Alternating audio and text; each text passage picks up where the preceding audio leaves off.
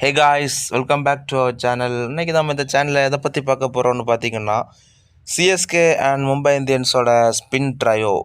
அந்த 3 ஸ்பின்னர்ஸில் எந்த ஸ்பின்னர் பெஸ்ட்டாக இருக்க போகிறாங்க, அவங்க எத்தனை மேட்சஸ் ஆடிருக்காங்க, எவ்வளோ விக்கெட்ஸ் எடுத்திருக்காங்க, அவங்களோட எக்கனாமி ரேட் எப்படி இருக்குது அப்படிங்கிறத பற்றி இந்த வீடியோவில் நம்ம டீட்டெயில்டாக பார்க்கலாம். ஸோ இன்னும் இந்த வீடியோக்கு ஒரு லைக் கொடுக்கலாம், மறக்காம ஒரு லைக்கை தட்டிவிடுங்க. சேனலுக்கு புதுசாக இருந்தால் மறக்காமல் சப்ஸ்கிரைப் பண்ணிக்கோங்க. இப்போ வாங்க guys, வீடியோக்குள்ளே போகலாம்.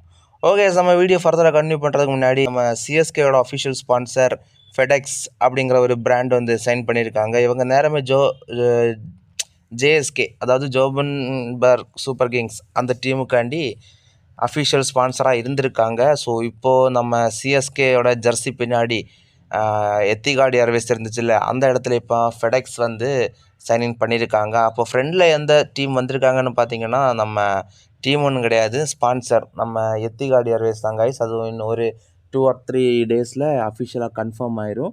ஸோ இதை பற்றி பேசி ஆகணும் guys. நம்ம ஒரு நாய்க்கு கூட 5 அறிவு இருக்குது guys. ஆனால் அந்த ஆர்சிபி ஃபேன்ஸ் அவங்களுக்கு அறிவு இருக்கா இல்லையான்னு தெரில. ஆர்சிபி ஃபேன்ஸ்னால் நான் எல்லாரையுமே சொல்லலை, அந்த கமெண்ட் பண்ணவனுக்கு. எஸ் கைஸ், உங்களுக்கே தெரிஞ்சிருக்கும், நம்ம ருத்ராஜ் கெய்க்வாட் இதை இப்போது ஒரு ரீசெண்டாக பெங்களூர் வந்திருந்தப்போ ஏதோ ஒரு ஈவெண்ட் அட்டென்ட் பண்ணியிருந்தார். ஸோ அவர் ஆங்கர் ஏதோ ஒரு கொஸ்டின் கேட்டார், அதுக்கு அவர் ஆன்சர் பண்ணுறதுக்காண்டி மைக் எடுத்தப்போ மைக்கு ஆஃப் பண்ணி இருந்துச்சு. ஸோ அது ஏதோ டெக்னிக்கல் இஷ்யூன்னு தான் நினைக்கிறேன். அதுக்கு அவர் சும்மா சிரிச்சுட்டே தான் சொன்னார். அவர் சீரியஸாக சொன்னால் கூட சரி ஓகே பரவாயில்ல அப்படின்னு நம்ம விட்டுக்கலாம். அவர் சிரிச்சுட்டே சொன்னார் கைஸ், ஏதோ ஒரு ஆர்சிபி ஃபேன் தான் அவன் இதை இப்படி பண்ணியிருக்கணும்னு. ஸோ அதுக்கு அந்த அறிவில்லாத 3-4 பசங்க ருத்ராஜோட ஒய்ஃபு அந்த போஸ்ட்டுகள் ஏதோ போய் கமெண்ட் பண்ணியிருக்காங்க கைஸ். அதாவது அவங்க ப்ரெக்னென்ட் ஆனால் கூட அதுக்கு ஆர்சிபி ஃபேன்ஸ் யாரோ ஒருத்தர் தான் காரணம் அப்படின்னு சொல்லி இது பண்ணியிருக்காரு. ஸோ இவங்களெல்லாம் என்ன பண்ணலான்னு நீங்களே கமெண்டில் சொல்லுங்கள் கைஸ். ஓகே, இப்போ நம்ம வீடியோ ஃபர்தராக கண்டினியூ பண்ணலாம். ஓகே, நம்ம இந்த ஸ்பின்னர்ஸ்லேயே ஃபஸ்ட்டு பார்க்க போகிற ஸ்பின்னர் யாருன்னு பார்த்தீங்கன்னா, நம்ம ரவிச்சந்திரன் அஸ்வின்.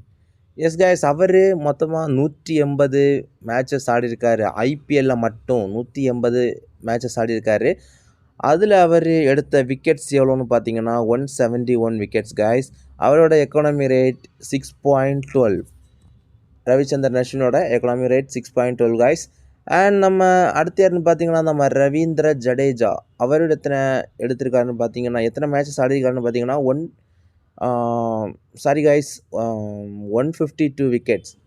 152 விக்கெட்ஸ் அவர் எடுத்திருக்காரு. அண்ட் நூர் அகமத் எத்தனை மேட்ச் விளையாடிருக்காருன்னு பார்த்தீங்கன்னா 14 மேட்ச் தான் கைஸ் அவருக்கு வாய்ப்பு கொடுத்துருக்காங்க Gujarat Titans.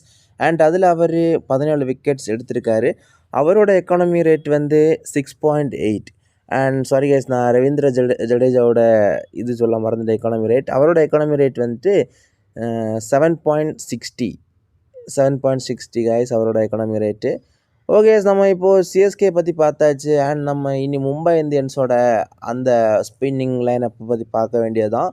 Okay, first player யாருன்னு பார்த்தீங்கன்னா, நம்ம கரண் சர்மா. அவர் ஐபிஎல் டெபியூ பண்ணது 2009. ஓகே, 84 மேட்சஸ் ஆடிருக்காரு. அதில் 76 விக்கெட்ஸ். அண்ட் அவரோட எக்கானமி ரேட் பார்த்தீங்கன்னா 7.97 கைஸ் கரண் சர்மாவோட எக்கானமி ரேட்டு. ஸோ என்னை பொறுத்த வரைக்கும் ஐபிஎல்லில் அப்படின்னா நம்ம நூர் அகமத் அவங்களெல்லாம் கம்பேர் பண்ணும்போது இவர் தான் லெஜெண்ட். ஏன்னா 2009 டெபியூ ஆகிருக்காரு. ஸோ அவரோட எக்கானமி ரேட் உங்களுக்கே தெரியுது 7.97. ஓகே, நம்ம அடுத்து யாருன்னு பார்த்தீங்கன்னா, நம்ம Mitchell Santner guys. Yes guys, அவர் என்னை பொறுத்த வரைக்கும் மும்பை இந்தியன்ஸ் ஜெர்சியில் பார்க்க போகிறோம் அப்படின்னு சொல்லும்போதே கொஞ்சம் வருத்தமாக தான் இருக்குது. ஓகே, நம்ம உங்களுக்கே தெரியும் சாண்டாக்கு எத்தனை மேட்சஸ் நம்ம விளையாட கொடுத்துருக்கோம். ஆனால் அவருக்கு நம்ம வாய்ப்பு கொடுத்த மேட்சஸ் எல்லாம் அவர் சூப்பராக பண்ணியிருக்காரு கைஸ். ஓகே, அப்படி தான் அவர் 18 மேட்சஸ் ஆடிருக்காரு. அதில் 70 ரன்ஸு அண்ட் 15 விக்கெட் எடுத்திருக்காரு கைஸ். அவரோட எக்கானமி ரேட் பார்த்தீங்கன்னா 7.92 கைஸ் அவரோட எக்கானமி ரேட்டு. ஸோ உங்களுக்கு என்ன தோணுது கைஸ்? மிட்சல் சாண்டனர் சிஎஸ்கே காண்டி ஆடினா நல்லா இருக்குமா, இல்லை மும்பை இந்தியன்ஸ் காண்டி ஆடட்டும் பிரச்சனை இல்லை அப்படின்னு சொல்கிறீங்களான்னு மறக்காமல் கமெண்ட் செக்ஷனில் கமெண்ட் பண்ணிட்டு போங்க. ஓகே, நம்ம இந்த லிஸ்ட்டில் நம்ம லாஸ்ட்டாக பார்க்க போகிற பிளேயர் யாருன்னு பார்த்தீங்கன்னா நமன் திர் கைஸ். வேறு மும்பை இந்தியன்ஸில் எனக்கு தெரிஞ்சு வேறு ஸ்பின்னிங் ஆப்ஷன்ஸ் இருக்கான்னு தான் நினைக்கிறேன். அவரோட எக்கானமி ரேட் பார்த்தீங்கன்னா, நான் ஃபஸ்ட்டு எக்கானமி ரேட்லேருந்து ஆரம்பிக்கிறேன். அவரோட எக்கானமி ரேட் பார்த்தீங்கன்னா 11.78 காய்ஸ். ஓவர்ஸ் வந்து பார்த்தீங்கன்னா 4.4 ஓவர்ஸாக டோட்டலாக போட்டிருக்காரு ஐபிஎல் பவுலிங்லேயே. 7 மேட்சஸ் தான் விளையாடிருக்காரு. அதில் அவர் விக்கெட்ஸ் எடுத்திருக்காருன்னு பார்த்தீங்கன்னா 0 விக்கெட்ஸ் காய்ஸ். ஸோ விக்கெட் இது வரைக்கும் எதுவுமே எடுக்கலை அவர். ஸோ இந்த 2 டீம்லேயும் வந்து ஸ்பின்னிங் ட்ராக்குக்கு பெஸ்ட்டாக இருக்குன்னு பார்த்தீங்கன்னா, கண்ணை மூடிட்டு சொல்லலாம் காய்ஸ், நம்ம சென்னை சூப்பர் கிங்ஸ் தான் ஸ்பின்னிங் ட்ரையோ. பேஸில் தான் நீங்கள் பெஸ்ட்டாக இருக்கலாம் காய்ஸ், ஆனால் சிஎஸ்கே ஸ்பின்னில் பெஸ்ட்டு. ஸோ இந்த தடவை குறி வச்சு தூக்கியிருக்காங்க. ஸோ ஓகே காய்ஸ், நம்ம மார்ச் 14 வரை வெயிட் பண்ணி தான் பார்க்கணும் என்ன நடக்க போகுதுன்னு. அஃபிஷியல் நியூஸ் இது வரைக்கும் வரல. ஐபிஎல் என்னைக்கு ஸ்டார்ட் ஆகுது அண்ட் ஃபஸ்ட்டு மேட்ச் யாருக்கெல்லாம் இருக்க போகுதுன்னு இது வரைக்கும் அஃபிஷியலாக நியூஸ் வரல. அஃபிஷியலாக நியூஸ் வந்த உடனே நம்ம சேனலில் வீடியோ போடுற மாதிரி இருக்கும். ஸோ மறக்காமல் இப்போவே சேனலை சப்ஸ்கிரைப் பண்ணி வச்சுக்கோங்க. ஓகே கைஸ், அண்ட் லாஸ்ட்டில் நான் ஒன்று பற்றி பேசி ஆகணும். ரவிச்சந்திரன் அஸ்வின் டக்குன்னு ரிட்டையர்மெண்ட் அறிவிச்சிருக்காரு கைஸ். நான் கூட ஃபஸ்ட்டு இதுமோ நினச்சேன் நம்ம டெஸ்ட்டில் இருந்து மட்டும்தான் ரிட்டையர்ட் ஆகிருக்காருன்னு. அண்ட் அடுத்து பார்த்தப்போ தான் தெரியுது இல்லை, அவர் எல்லா ஃபார்மேட்டில் இருந்தும் ரிட்டையர்ட் ஆகிருக்காருன்னு.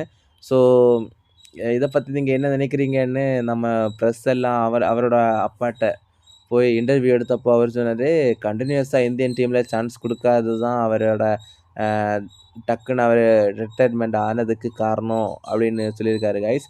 ஓகே, அவருக்கும் ஒரு 39 அந்த ரேஞ்சுக்கு ஏதோ 38 37 அந்த ரேஞ்சுக்கு ஏதோ ஆகுது. ஸோ அவரோட இப்போது ரெஸ்ட் எடுக்கக்குள்ள வயசு தான் அவருக்கு. அண்ட் பார்ப்போம் கைஸ், நம்ம சிஎஸ்கேக்காண்டி ஆட போகிறாரு மார்ச் 14 அண்டு பார்ப்போம். சேப்பாக்கில் அவர் பேட்டிங் ஆட இறங்கும்போது ஆள போகிறேன் தமிழை அந்த சாங்கெல்லாம் போடும்போது அது ஒரு வைபாக இருக்குங்க கைஸ். திருப்பி நம்ம அஸ்வினை எல்லோவில் பார்க்குறது. ஓகே, இந்த வீடியோ பிடிச்சிருந்தா மறக்காம ஒரு லைக் பண்ணுங்கள், ஷேர் பண்ணுங்கள், சப்ஸ்கிரைப் பண்ணுங்கள், கூட வந்து பெல் ஐக்கானையும் ப்ரெஸ் பண்ணுங்கள். அப்போ தான் நான் போடுற வீடியோ உடனே உங்களுக்கு நோட்டிஃபிகேஷனாக வரும். அண்ட் இன்னொரு வீடியோவில் சந்திக்கிறேன். By guys.